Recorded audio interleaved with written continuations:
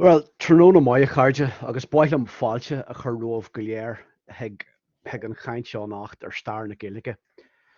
Bailm mo bhuíochas a gháil le cóirle lear olú agus le sean macnia ach go héirithe as an tráith seo a chaintine a agrú.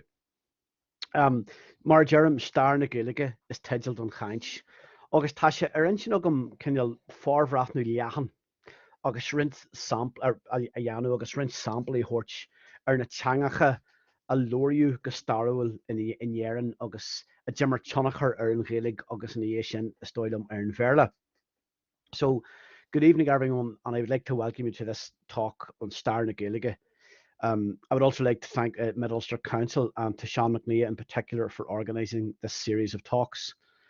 The talk is entitled Stair na Gaeilge, the history of the Irish language. And I intend during this talk that'll last probably about 45 minutes to give a broad overview and some examples of the languages that were spoken historically in Ireland and that therefore influenced the Irish language and I suppose latterly the English language, which is spoken widely in Ireland. So, Gaeilge na Gaeilge le henchins on hén faoi bhanis na Gaeilge nó go scéal le henchins on faoi bhanis na Gaeilge. Is féidir ará go bhfuil an Gaeilge on mar cheanga faoi leith go sé éagsúla le dearthing gabhí le blian mar is ól doing í. Le linn an ama sin is sin cá agus casú a tharla don teanga. Tá féine sé scríofa agin mar hampla ar an Gaeilge ó ré na sean Gaeilge. Agus tá agin go raibh an Gaeilge scríofa síos in san aberture rómhanach ribh thús an teacht ó híis. Le teacht na Christiacht go hÉirinn sa cúig ó híis, sé sin ba chúis le fírinne le teacht na scríbhneoireachta go hÉirinn. Agus bíonn tionchair as cuimse ag athraithe cinneal cultúrtha agus athraithe eacnamaíochta agus politiúla ar hain réimsí teanga. Agus bhí tionchair suntasach ag gach athrú mór den cinneal seo ar an Gaeilge. Ar an chéad dul síos ba an tarlú a bhí ar cinneal ar cheaghail le teangacha ón éasacht ná gur tugadh éasachtaí isteach as na teangacha seo chun chuir síos a dhéanamh ar chun ceappa nua nó go déann ar chun ceappa nachró chun nua sin. Is siad na príomh hangacha a thug éasachtaí don Gaeilge le gabhhéilí sin nuas ná an Láidín ón chuig ó híis a ré, an Tean Lochlanis ón 8 híis go dtí an 10 híis, an Rankis nó an Tean Rankis nó an Anglo-Norman an darna híis déag go dtí an 4 híis déag agus sin an Beirle ón darna híis déag a ré. Whilst there's a story in itself to be told about the origins of the Irish language, it's safe to say that Irish has been really in existence as a unique language as we recognise it now for about 2,000 years. During that time, the language has experienced many twists and turns. We have written evidence of Irish since the era of Sean Gaeilge or Old Irish, and we know that the language was written down in the Roman alphabet from the beginning of the 7th century. The arrival of Christianity to Ireland's shores in the 5th century heralded the arrival of, a writing system in Ireland. It wasn't the first writing system. We had Ogham beforehand, but writing again as we recognise it now. Socio-cultural, socio-economic and socio-political changes generally have a profound effect on specific areas of language. And all such major changes in Irish history have had a significant impact on the Irish language and have been reflected in how the language has changed. Firstly, contact with foreign languages led to the introduction of linguistic borrowings from those languages, and these were used to describe new concepts, or indeed, maybe in times concepts that weren't so new. The main languages that lent to Irish over the last 2,000 years have been Latin from the 5th century, Old Norse between the 8th and 10th century, French between the 12th and 14th century, and English from the 12th century onwards until now.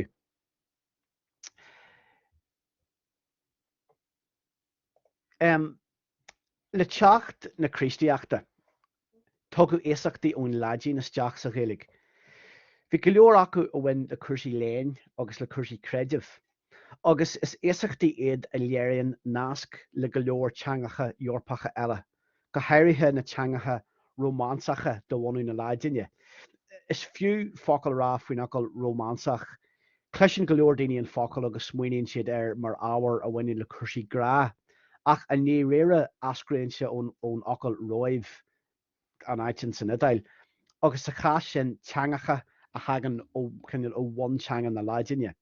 Ach rion nos seo rint samplaí den na focail Gaeilge a hagan thugging de tríd an láidín, so mar hampla fecinn an focail Gaeilge aglis, fehinne church, an tean Gaeilge aglis, an láidín ecclesia ar gCeilteach, níl mar chuid láidíne harmáú beirte, an rankis église agus an Spáinis iglesia. In sin ar ná tá focail agan ar bishop, aspaig sa nua Gaeilge, sa tean Gaeilge episcop, sa láidín episcopos agus a ré. Agus fecinn muid ins na samplaí seo an tionchair a bhí ag an láidín ar an rankis ar an Spáinis ach ar an Gaeilge cumáid, agus gur samplaí iad seo a bhain leis an aglis. With the event of Christianity, borrowings from Latin were introduced into Irish. Many of them were originally religious and scholarly, and they are borrowings which show a lot in common with many other European languages, especially the Romance languages of Latin descent. And I just want to make a quick word on the word romance. It's got nothing to do with affairs or matters of the heart. Sometimes people think mistakenly that that's it. It actually derives from the word Rome. So basically languages that are connected to Latin, which originated in Rome, in Italy, etc. That's what are known as Romance languages. And I've shown you here on the screen a number of examples of this, particularly if we look at, we have the word, the Latin original is ecclesia for a church, and this in Irish has been Aglish, French église, Spanish iglesia. We see it in the English word ecclesiastical. And you also see, for example, the word for a bishop. The Latin is episcopus. Then we have aspaig, agus episcop or nois at tean Gaeilge. We have episcoc in Old Irish, which then changes to aspaig. And we see how the examples on the screen here shows these are words that were connected to learning and to religion. So the influence, there are many, many more examples of this. But this does demonstrate the impact that Latin had and in what areas of speech that it impacted the Irish language. Ar ná Jan an éagsúla seo ón láidín ar fiú na géite bliain, margheall ar cineal idir gríomhaíocht leanúnach ag na mánaí a réimse an léinn agus na críostaíochta. Agus cé gur tionchair suntasach ag an láidín ar chuirsaí teangolaíochta ó bhainneann leis an aglis.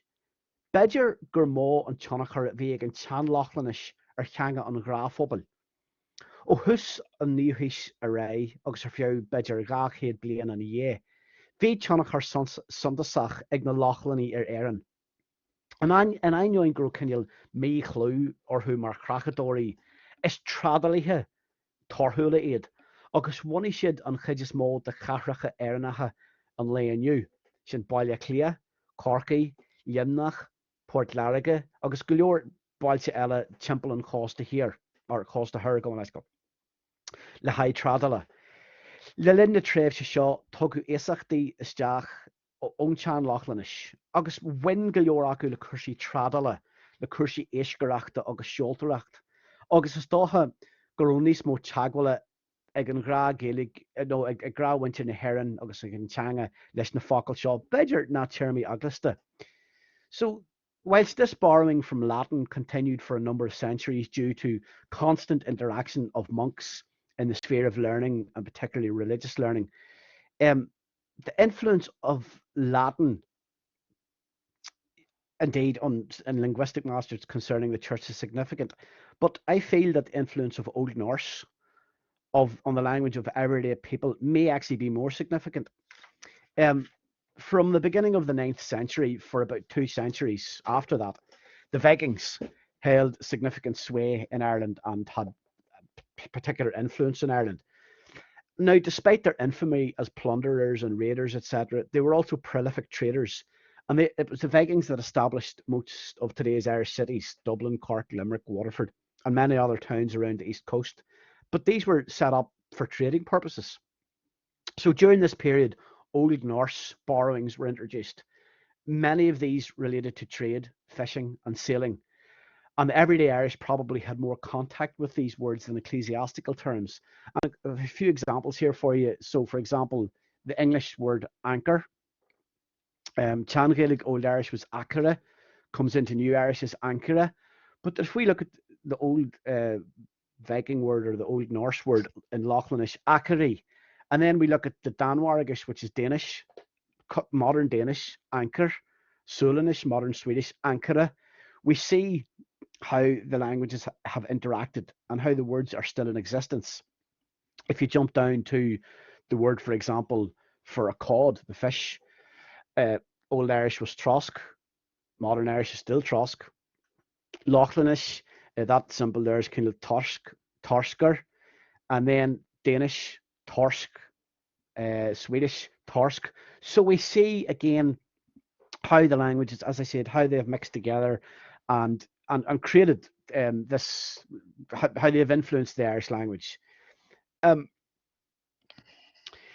So in a Yéisian, Sadara Histiag, Hossi Re na Normanach in Yerin, Re awar Temple Ra Hied Blian. Lilin na Trebs Shaw, Yeri na Normani or Orbert, Agus or Agru na Trachtala, Cursi Kenyal Fermiorachta, na Policiachta, on Reirachain, Agus and Deli.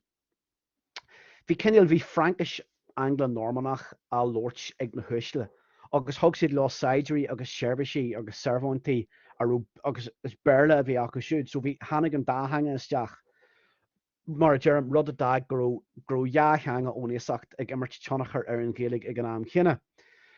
Ina hananta sin bad a bhhainú Lachlanach éiad na Normanny héin a lonnaí a dúis ceart na Franca gael chéad bliain ribh sin agus smuoinigí ar an cantar sin an Normain.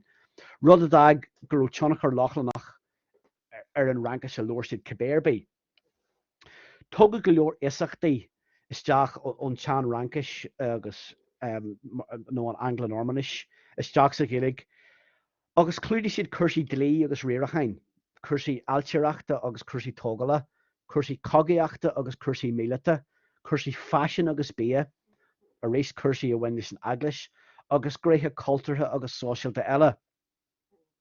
In the 12th century, the Norman era began, or the Anglo-Norman era began in Ireland, and this lasted for about 2 centuries, maybe a bit longer. During this period, the Normans concentrated on the development and reorganization of commerce, agriculture, politics, administration, and law. The nobles that came in spoke an Anglo-Norman French, but they also brought with them English-speaking soldiers and servants, which meant that Irish was now being influenced by two new foreign languages at the same time.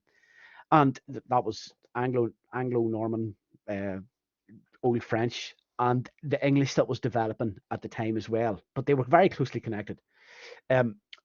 So the Normans, it's also important that the Normans thought of themselves at the time. It's not that they thought of themselves, they were actually of Norse descent that had settled in northern France 200 years previously. And think Normandy, it's the Northmen. And this led to a Norse influence on the French they spoke.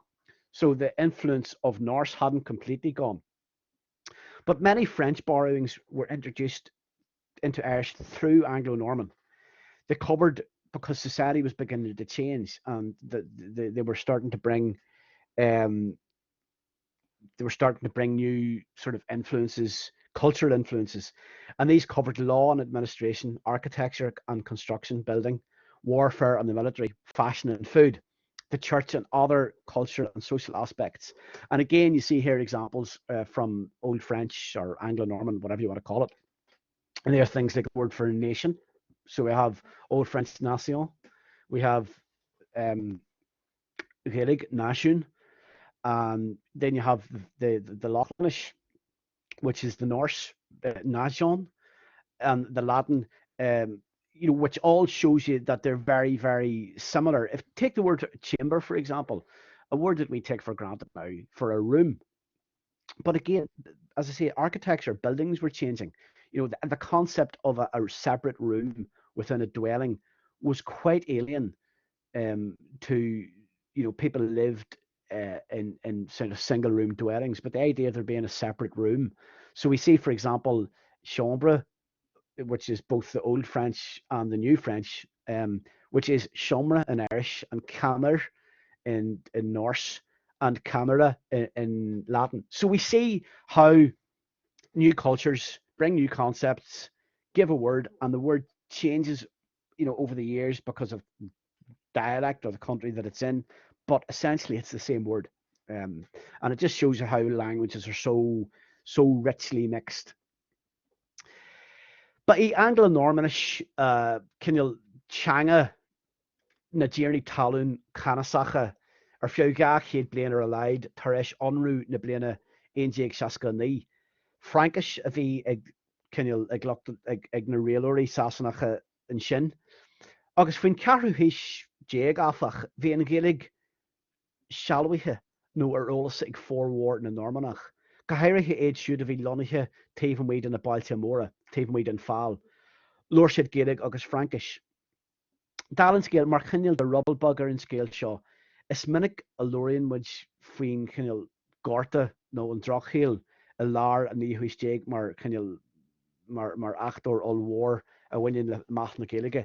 Ach is fiúla fásta ag an am seo bhfuil muid a caintear sa carhuis déag. It's bonus na hÉirinn is ein Gaeilge amháin a bhí cinnteoir acu. Ach hála an galar dú nó an plá i trídeag daithid a theacht. Agus básiú idir daithid agus céige faoin chéad den déanra de réanra na hÉirinn. Agus bhí tionchair allmhór agus sin ar líon na naoine tá a ró an Gaeilge mar cheanga an phobal acu.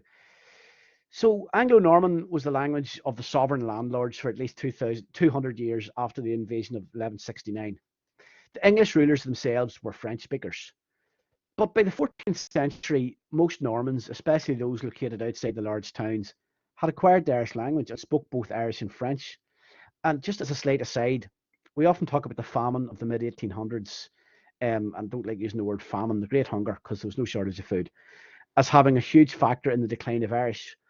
But it also must be mentioned that there were a huge number of Irish speakers in Ireland at the time. That was the main language of the country, of the normal people. But the Black Death and the plague of 1348 may have contributed to the deaths of about 50% of the population in some areas, and normally and disproportionately it was poor people that died. It wasn't the ruling class. Not that they were totally free of it, but the point is that this would have had a huge impact on the number of Irish speakers in Ireland at the time. The population was probably about 1.5 million. So bhí an bearla anocht ar sa fáil, ach bhí imní ar na húdarais faoi scapú na Gaeilge sa chuideile den tír a measc na Normanach. Mar sin rathú reachta na Kilkenny sa bhliain 1366. Sin an chéad dlí a bhí cinil inéan na Gaeilge. Ag orú de Hasanni, nó Anglo-Normany, agus éireannaí a rócónaí ar thuúna measc, bearla ó Ólam agus bearla a Loirt, agus ganan Gaeilge Loirt, faoi bhagairt go gCeilteach a go muoine agus talamh. Scríbú na reachtainna in Anglo-Normanish ar bhealach inteice áfach, agus buinniú úsáid as Anglo-Normanish mar cheanga ghlaethúil go báid isteach sa cúig ó hísteag. Agus scríbú gríomhartha na Parliamente in san Anglo-Normanish sa bhliain 1472. So English was predominant in the Pale, but the authorities were concerned about the spread of Irish in the rest of the country amongst the Normans, the Norman ruling class. Because of this, the Statutes of Kilkenny in 1366 were passed. And this was the first law sort of against the Irish language. And this ordered Englishmen, or who were Anglo-Normans, and the Irish living amongst them to learn and speak English, and not to speak Irish under the threat of having their property confiscated.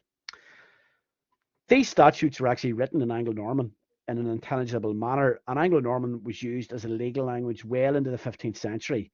and indeed acts of parliaments were written in Anglo-Norman in 1472. So I mean, English had drifted away as well, the influence, but it was still there, this Anglo-Norman language. Maidir leis an méid a ag muintir na hÉirinn Anglo-Normanis agus teanga an lucht réalaithe, ba léir faoin séohís déag gur ón Gaeilge I réim a réist, mar gur ceadú an teanga in imeachtaí cuairte, rud a léirí gur bonus winter na hÉirinn gur caintúirí aon teangacha Gaeilge a bhí antú agus a bhí sa déanra. Dear contas ón séohís déag a bhaine na fárógra bille a barlamint bhaile clé sa bhléon 15 hain. Fágraíú gáil an teideal rí na hÉirinn ag an rí a theacht, agus bhí ionadaithe de gCeilteach Normanach éireannach a láthair, ach ní raach duine amháin Iarla Ormond a tá scríofann seo, abalt an teacht béarla a thuiscint. Rud a thug astruú go Gaeilge don thuaisle Normannacha eile. Ní cosúil mar sin gur éirí le reacht Kilkenny in aine Gaeilge, agus ba í an Gaeilge bhí réim in éireann go dtí dearú an séohís déag. As to the extent that people of Ireland understood Anglo-Norman and the language as the language of the ruling class, it was clear by the 16th century that Irish had regained its footing because the language was then permitted in court proceedings. This was almost like a sort of a golden age for Irish, because it had regained its status in court and amongst the ruling classes. This reflected the vast majority of the population were probably monoglot Irish speakers. An account from the 16th century of the proclamation of a bill in the Dublin Parliament in 1541 announcing the capture of the title King of Ireland by Henry VIII states that representatives of the Irish, the representatives of the sort of Norman, this new Gaeilge, Norman Irish society, those who were present, only one of them, the Earl of the Earl of Ormond, was able to understand the English text, which led him to translate it into Irish for the other Norman nobles. So it does not appear, therefore, that the statutes of Kilkenny against the Irish language succeeded, and it was really the Irish language that prevailed in Ireland until the end of the 16th century. So ceart go leor mar sin tá feiceágainn an dóir ón Gaeilge á múnlú agus á lúbú ag tionchair seachtrach ach gur éirí le go fáil a bheith mar phríú cheanga winter na hÉirinn. Idir an dá linn bhí an béarla ag teachtasteach de réir a chéile an teanga nua seo. Ní go ddéireadh Anglo-Normanis ach an teanga nua seo bhí ag teach chun cin is Sasanna. Agus tharla fhorbairt thontasach ag 1536 a bhí am a thuaimsa ar an chéiríocht agus beidir leag an talú amach ar méid a bhíle teacht. An chéiríocht chun an teanga a chur faoi cis ag level an phobal seachas a másc na nuaisle. Sa bhléon 1536 dordaí anraí a theacht do winter na Gailge béarla a lóirt atarthú hain agus lena báistí. Bliana na dhéis sin, fágraíodh the Act for the English Order, Habit and Language of 1537, dúrú gur bhí an Gaeilge agus nósanna na Éireannach na príomh chúiseanna na mí-gCeilteach don rí. Scríb Sir Henry Sidney sa bhléon 1585, all Brehons, judges, carries, bards, rhymers, friars, monks, Jesuits, pardoners, and such like to be executed by martial law. Irish habits for men and women to be abolished and the English tongue to be extended. I suppose we've seen how the Irish language was being moulded and shaped by external influences, but that it still managed to be the dominant language of the people in Ireland. In the meantime, English was beginning to shape itself and gather strength. And a significant development happened in 1536, which in my opinion was the first attempt, and this perhaps laid the ground for what was to come, to suppress the language at community level, as opposed to just amongst the nobility. In 1536, Henry VIII ordered the people of Galway to speak English amongst themselves and to their children.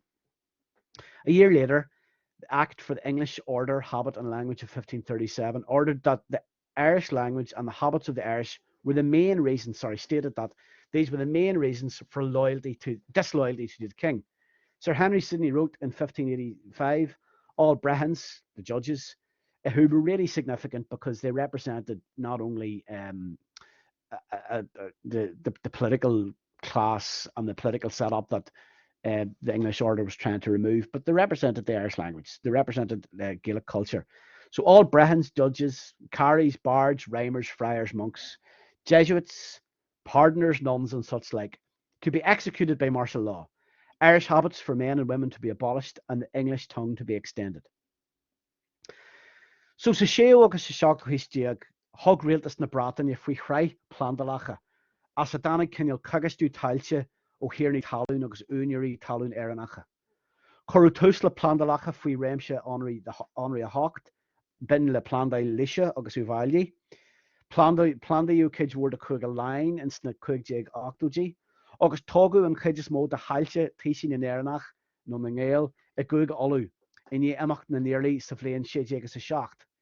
Jerry Gomoy, mas Gomoy an focail ceart, le Concas Cromwell, G chealbhú na ngéil a guigi múin, olú múin agus lein, agus mariú timpeall agus 500,000 duine nó tréin de réanra na hÉirinn.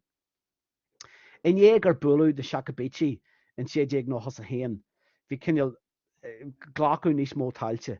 Ag dreidim le deirú na héise ghlach na mílte cholínach Albanach eile seilibh ar hailte a guig olú, daine bheith teú an Gorta in Alban agus daine eile ar tugu talamh dóibh céad bliain roimhe sin. Dílú na hÉirinn mar scláhaithe le prisúnaí hasanna faoi réimeas himiis a héin faoi séide fiche chuig, agus leanú den chhlaachta seo le linn Flandail Cromwell. Dar Sir William Petty agus rud dúirt Petty na go deireadh 504,000 were wasted by the sword, plague, famine, hardship and banishment between the 23rd of October 1641 and the same day in 1652. Le linn na tréimhse seo hits déanra na hÉirinn beag na céige faoin chéad, agus biléir go mó implachtaí móra ag sin don teanga. Ar ceann a péintalithe a réith Parliament na hÉirinn, bhí an tacht chun sríon a chur ar éideachas agus tan lugan Berlin seo, the act to restrain foreign education.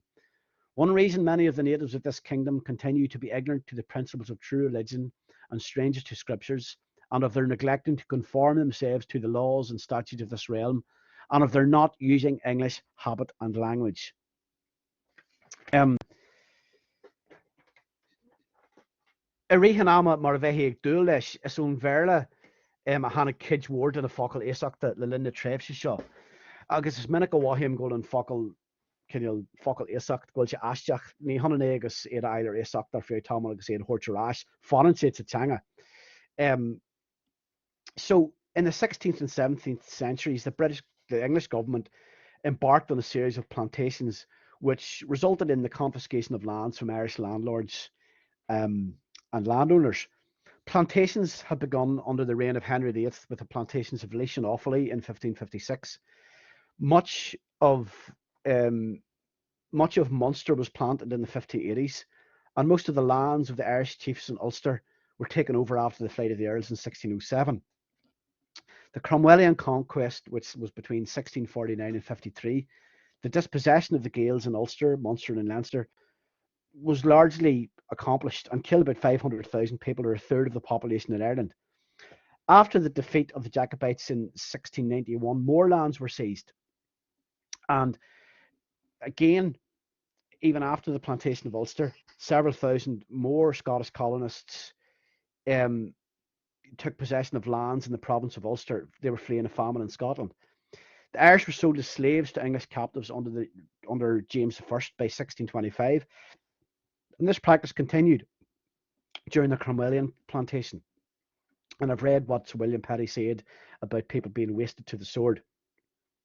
One of the penal laws passed by the Irish Parliament was the Act to Restrain Foreign Education, which prohibited Catholics from teaching children in public or private, because one reason many of the natives of this kingdom continue to be ignorant to the principles of true religion and strangers to scriptures, and of their neglecting to conform themselves to the laws and statutes of this realm, and of their not using English habit and language.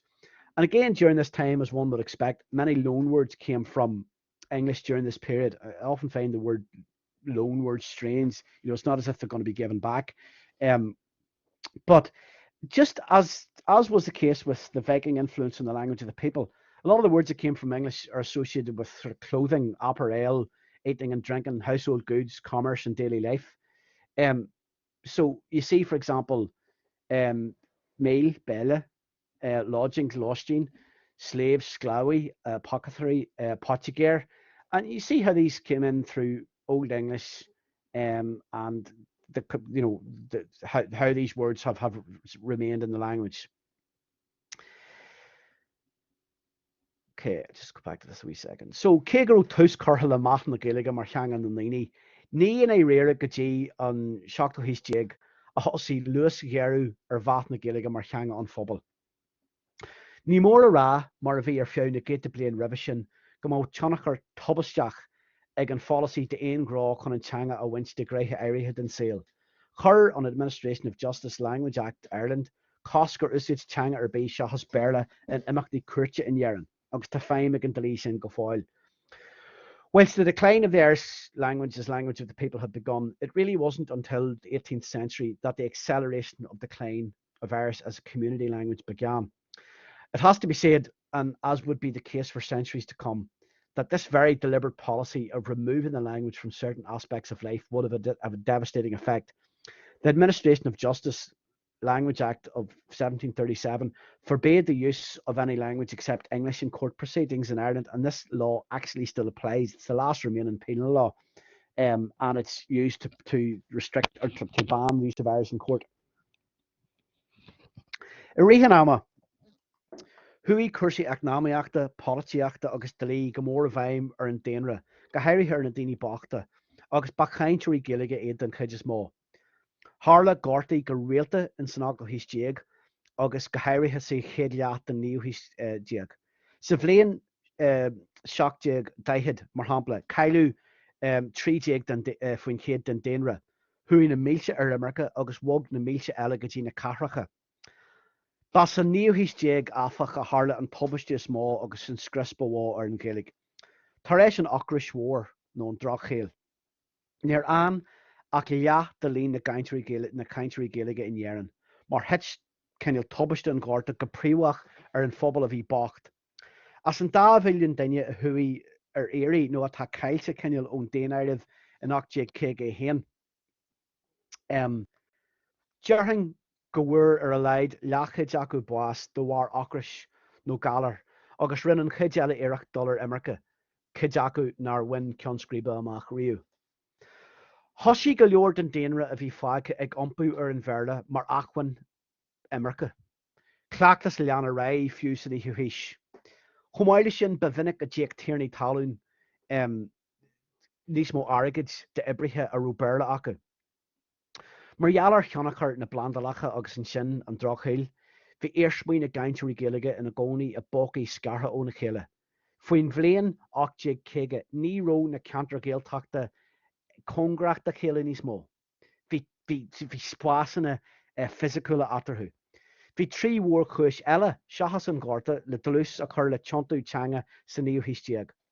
Cinneal a bhar héan scris gur scrisú Barriacht for socialta a win le húsait na Gaeilge san am a hui hart sin cursi ardaide his dlí leis cursi alinne litriachta trachtala. Darna cion aspa féin winine in éirsmí na húsach ma duhisi. Agus an sin fiú rih wonú na scolan na náisianta in 8 trocha héin, buinniu úsid as an bad a scar chun pinóis a ghearú ar fáistí a rógéile acu. Sna scolan na náisianta bhí siad ar fad agus a scolan na bearla ar fad a bhí antú. Buinniu úsid is seo mar mhó teagas chun dearú a chur le húsait na Gaeilge, agus níor buinniu an cosc seo go dtí na 8 seachtaí. During this time, the population was greatly affected by economic, political and legal issues, particularly the poor, who were mostly Irish speakers. Famine occurred regularly in the 18th and first half of the 19th century. In 1740, for example, 13% of the population was lost, thousands emigrated and thousands more moved to the cities. But it was in the 19th century that the greatest disaster and greatest destruction of the Irish language took place.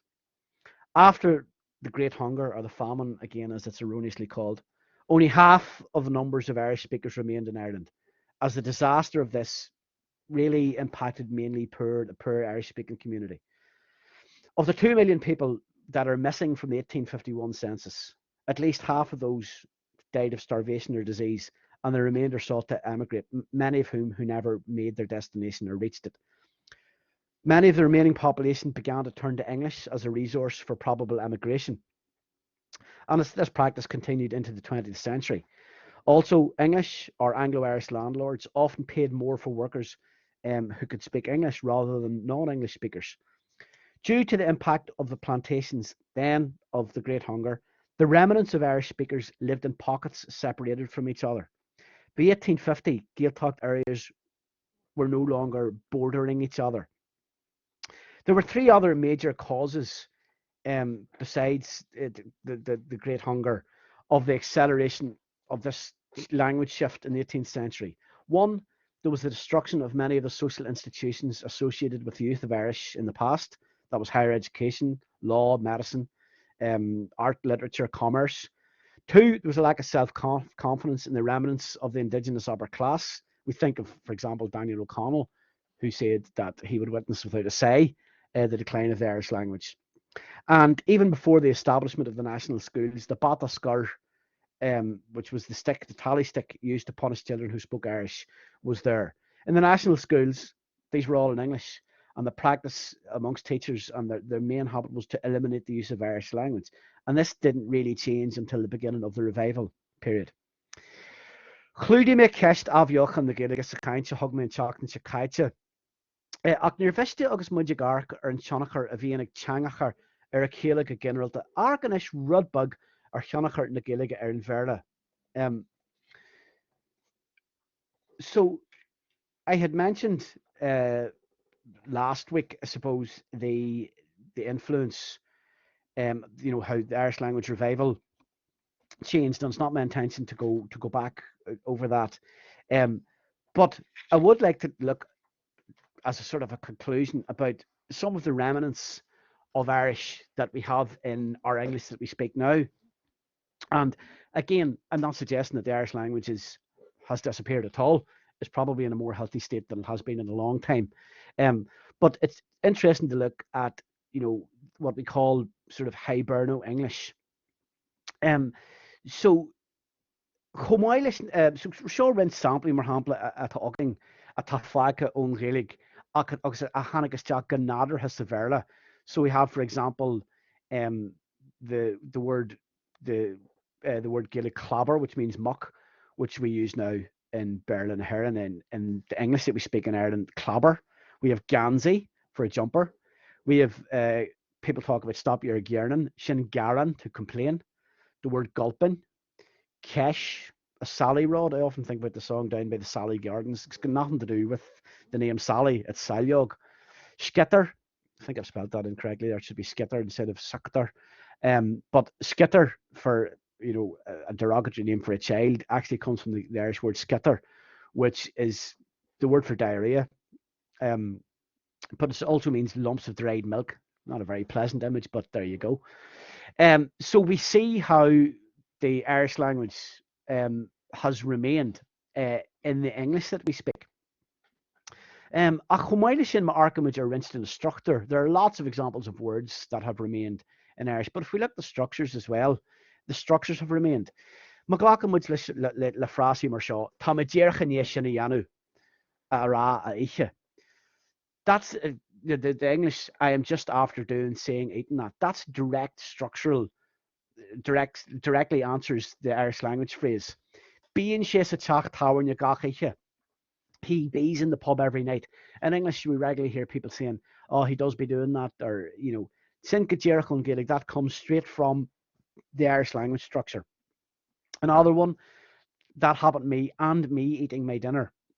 Now, in English, someone who speaks standard English would probably say, that happened to me whilst I was eating my dinner.